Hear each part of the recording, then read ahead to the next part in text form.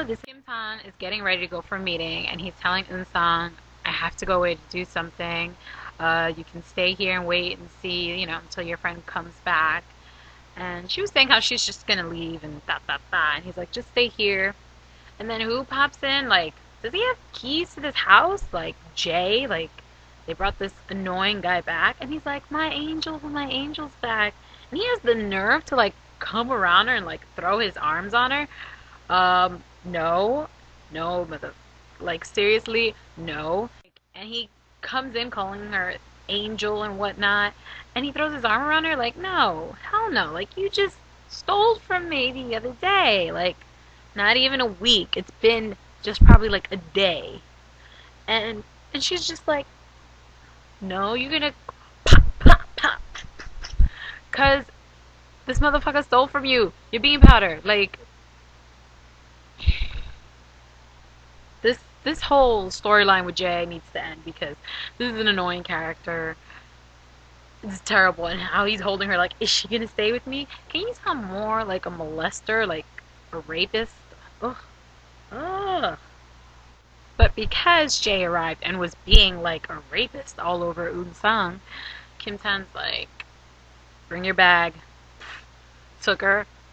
I wouldn't leave her there either. I wouldn't even leave him in my house.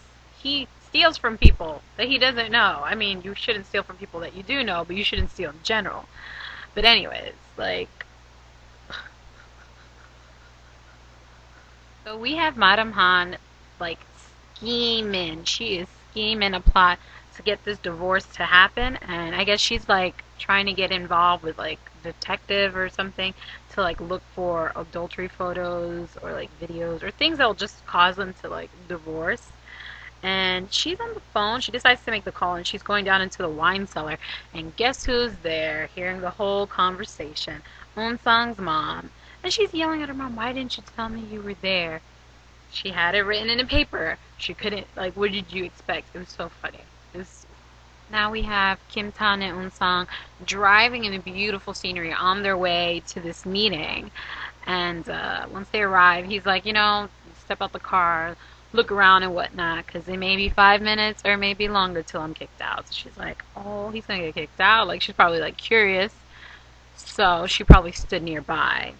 So he goes off and he finds, well, we're shown his gorgeous brother talking to the important attendants, guests, clients in this meeting. They're just drinking wine, chit-chatting and stuff.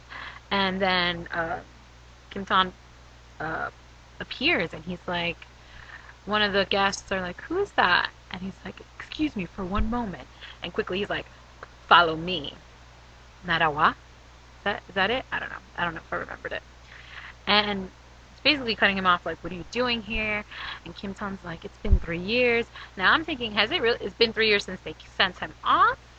Or 3 years just since the last time he saw him? Because if it's been 3 years since they sent him off, then I forgive Kim-tan and his terrible English and congratulate him in that huge growth spurt from the flashback when they showed him as a little kid being kicked out to this huge-ass man that he is, which he ends up telling his brother, like, it's been 3 years, I've grown this tall, I'm so happy to see you, I've missed you, and he's like, just grow and that's it, like, don't do anything, just coming here was inappropriate and whatnot, and he kind of blows him off and, like, tells him to leave, and Kim-tan's still, like, standing there, like, looking like he's about to cry, and he's in this beautiful scenery, like, it's beautiful, like, the trees are gorgeous, and we have Eun-sang watching, and she's like, should I approach him, should I not? She was just, like, walking around looking at stuff, and she just happens to bump into this conversation. She listened to it. She finally approaches him. No, not yet. The sprinkler goes off. Add for dramatic effect. And instead of him crying, the sprinklers cried for him. Then she asked him if he was okay, and he was like, no, of course not. And something about, like, running away, like, she should have protected him before this event happened. She should have stood up for him at that moment. Like, I really didn't understand that scene right there. Like, what do you expect a stranger to do that moment? But on their way back, they ended up getting into a weird kind of car accident because of nature. And they were stranded. And the last person I'd want to be stranded with is Eun-sang, who's probably watched far too many horror movies because she kept referencing them, and I would be crying standing next to her if she dares to speak to me about stupid things like that, because I would believe her, and I would be super scared. Like, she was getting on my nerves. Like,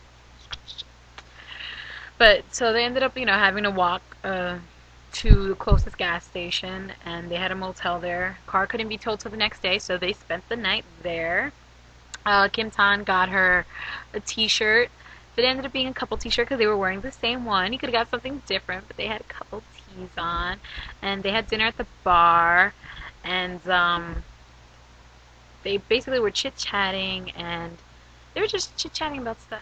Oh, can we just talk about how she just at the bar, she ended up bringing up something I wanted to hear.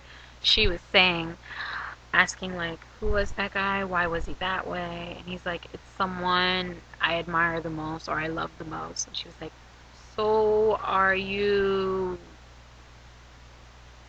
do you kiss boys and things? Like, that's probably what she's trying to ask him. He's like, you can insult me, but don't insult my brother. And she's like, oh, it's your brother. So, what, incest now? Like, that was funny. That's what caused, I just remembered, that's what caused her to fall off the seat.